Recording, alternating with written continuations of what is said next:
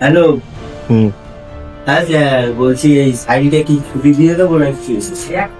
হ্যাঁ, ও জামিন হয়ে গেছে। আচ্ছা, ঠিক আছে, ঠিক আছে, ঠিক আছে।